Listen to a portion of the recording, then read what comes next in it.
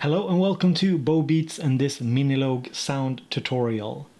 So, I recently released 100 new sounds for the Korg Minilogue, and you can find the link down in the description. And when I did release that, you guys were asking if I couldn't do more tutorials on the Minilogue, basically more sound design tutorials. So I thought that's what we are going to do. In today's video I thought we'd try and make a bass sound. Now it's not your typical dank, super hot synth mimi bass.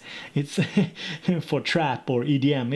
It's more perhaps an approach to creating a bass sound that might sound a little bit original. So let's go to a blank project here, a blank preset or initialized preset.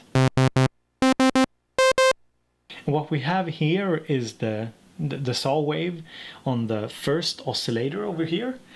And in order, if we want, we can also turn up the second oscillator and add another saw wave.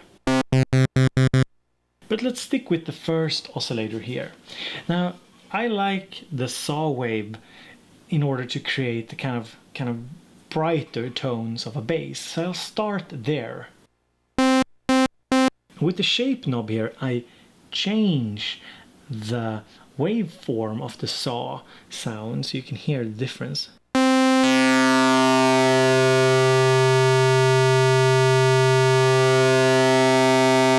And this, I like this sound here because it has complexity to it. And with the octave button here, or the octave little flip switch here, we can basically shift the octave. But we'll leave it at the standard, and we'll use the second oscillator here set to the triangle, and we'll lower it. Suddenly you can hear we got this bigger, boomier sound. But it still got this brittle, bright overtone of the saw waveform. We could of course use the square here as the fundament. But I do prefer the triangle. Now with the mixer knobs over here, we can turn down the overtones.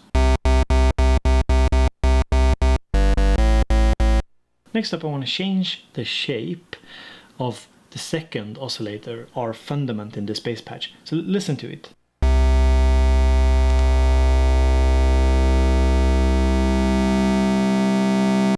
If we turn it all the way, it does lose some bass. So let's turn it back.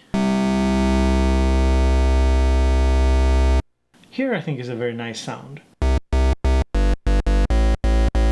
It's just a slight difference from where we started out, but it's still enough to create a variation here, and just making small changes with the shape button can really, change up the sound of what you're doing. Now next I'd like to use the amp envelope over here, or the amp envelope generator. Now the attack should be quick. The release we can turn all the way down. Sustain we can turn to about 10 o'clock. And then we can play with the decay.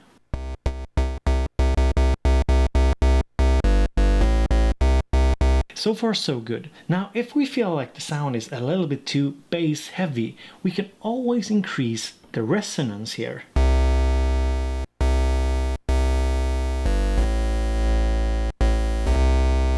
As you hear when I turn the resonance back down.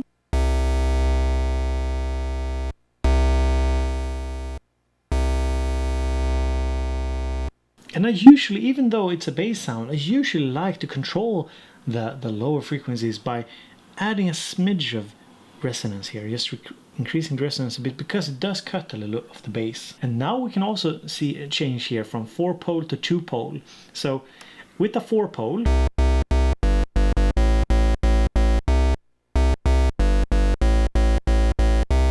and if you didn't catch that, what happens when we change the type of filter here, or the dB slope of the filter, is that the sound, as you can hear, changes. So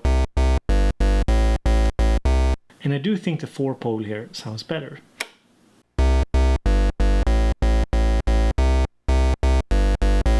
Because the 2-pole has this more brittle, high frequency sound to it. Next up, we should use the cutoff to shape the sound even further. So here's the sound with a totally, well, with no frequency cutoff.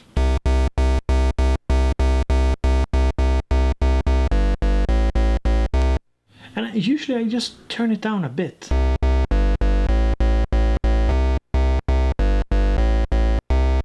As you hear, it's more well-rounded. It doesn't have this almost a bit nasty metallic feel to it.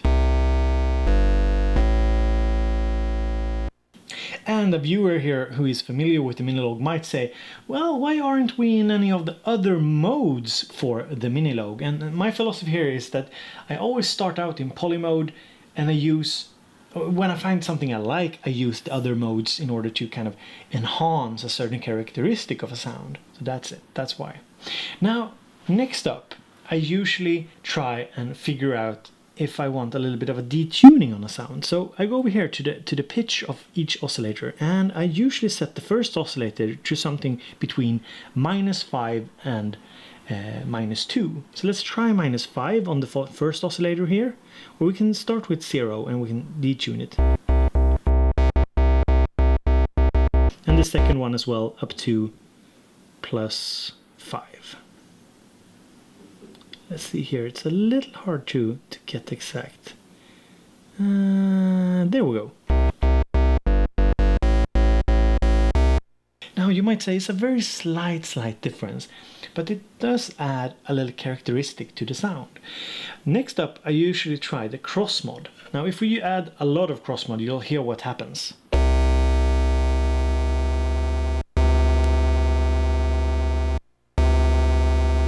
So we turn down the cross mod to about 1/4.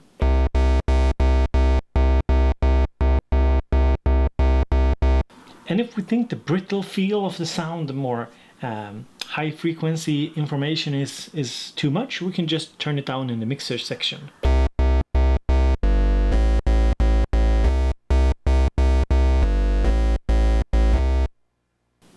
Now next up, we can focus a little bit more on the pitch EG intensity.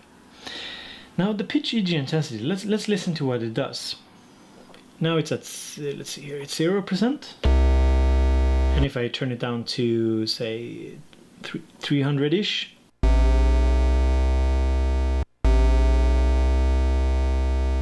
What it does is basically that it pitches down, now it's set to minus, it pitches down the second oscillator. Wow, goes back up. And this also interacts with the amp EG. So let's see here, if I turn up the attack here on the amp EG.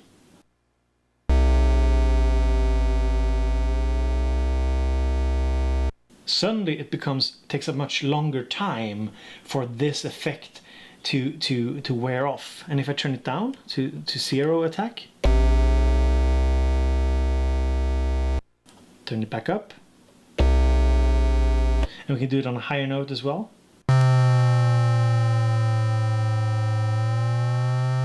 And with 0 attack.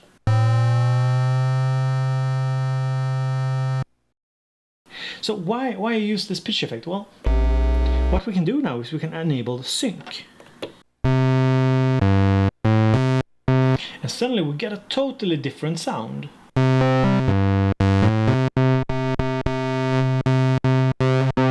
And if we change it from minus to plus, we get the kind of standard sync sound that you are used to hearing.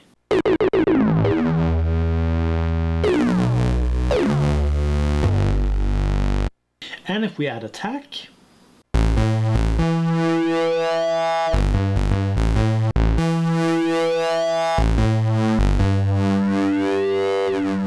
so you get some crazy results with the sync turn on. And we can also apply ring modulation as well. So without ring modulation and with ring modulation. But remodulation usually takes away from the bass of the sound on the Minilogue, so we'll leave that off. Now here we can choose, do we think this sounds cool? I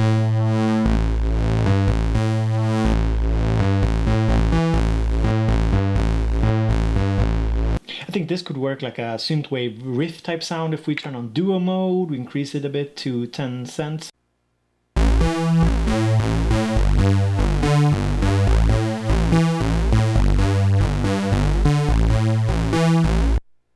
We're using unison mode.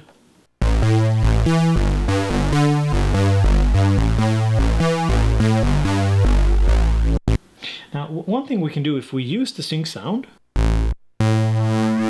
is we can easily turn this into a more lead type sound. Basically, we can go into unison, we can just increase it to about 10 cents on the unison mode. We can increase the resonance to cut some more of the bass. Yeah, turn down the cutoff in order to really use the velocity here.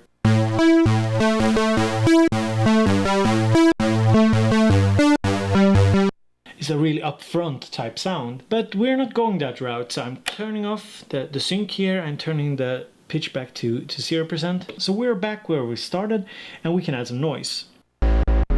Sounds amazing. Now let's turn it down, but we can add some noise.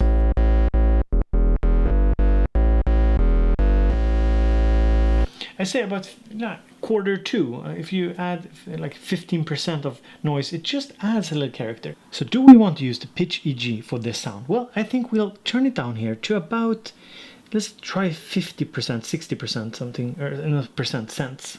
So you can hear it.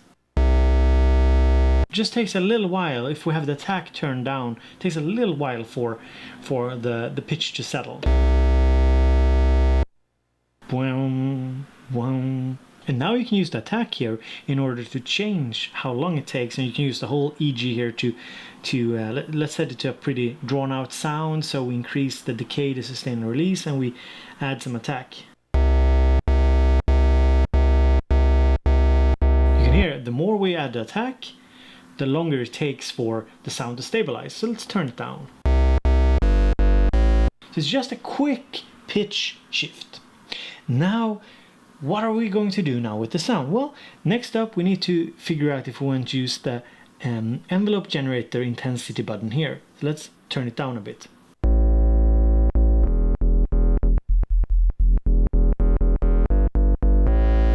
Yeah, probably not. Let's try and increase. This button here, or knob here, the EG intensity, only becomes interesting if we increase the attack. So let's increase the attack. And suddenly it becomes a problem with the pitch, because the pitch takes a longer time to stabilize. So if we turn the pitch back to 0, we get a more pleasant result. So if you want more of a sweeping bass, increase the EG int to about a quarter past, and you have a long attack on the envelope generator. But we don't want that for this sound, I think. I think I'd rather have it turned down a bit, turn the attack down, and we use minus 50 cents here on the pitch here. Because I like the kind of slightly detuned sound you get. I think it's a little easier to hear it when you play it over octaves. And this could of course function as a really nice pad or keys type sound as well.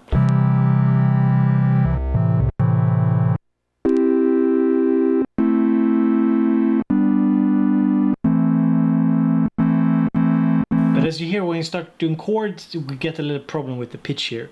So that's why we're keeping it as a bass. I think we've pretty much done everything. Now we can of course go into the LFO. We could set, for example, that we don't want to set the LFO here to shape or pitch. Well, we could use a pretty fast rate and just slight intensity here to get the kind of vibrato modulation effect or pitch modulation effect.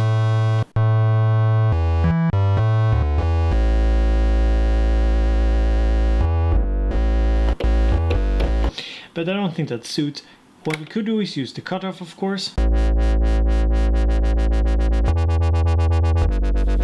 we get the whoop whoop whoop whoop whoop with the rate increased and the intensity increased. But in my view, the LFO here for this type of bass sound, as you can hear, doesn't really make sense, and we don't want to apply it to shape at the moment because we like the shapes. We've set the mixer here to get this type sound. So even though we didn't end up with a lot of differences from the sound when we kind of started out, I think this goes to show that there are subtle differences between what we heard in the beginning and what we are hearing now.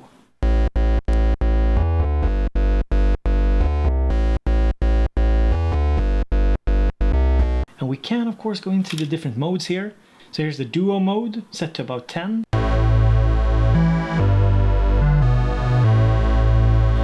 Pretty cool. We can go into unison, about 10 as well. Very cool as well. The mono here we can just add some sub.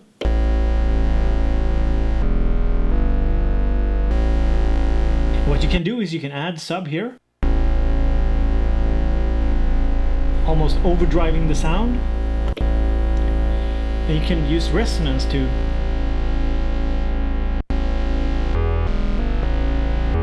the resonance here. We can increase resonance, turn on cutoff, and increase the sub here too.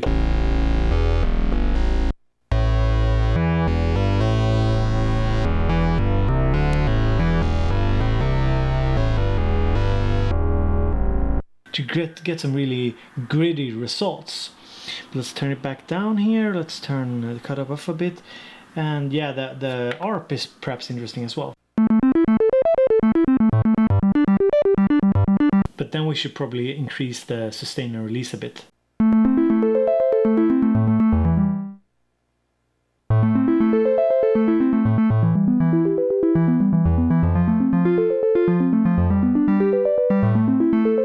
So as you can see, you can go from a bass sound to something like this.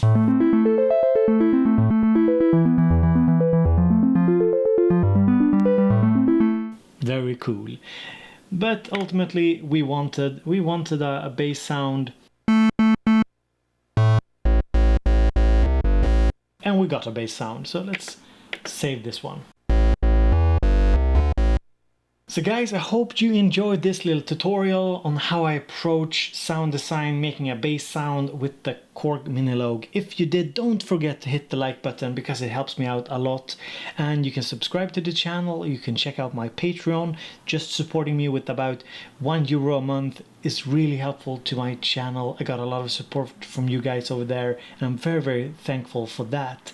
So big shout out to all the Patreons. If you're interested in my 100 Minilogue sounds, you can find the link down in the description as well. So this was Bo from Bo Beats, and I hope to see you in the next video.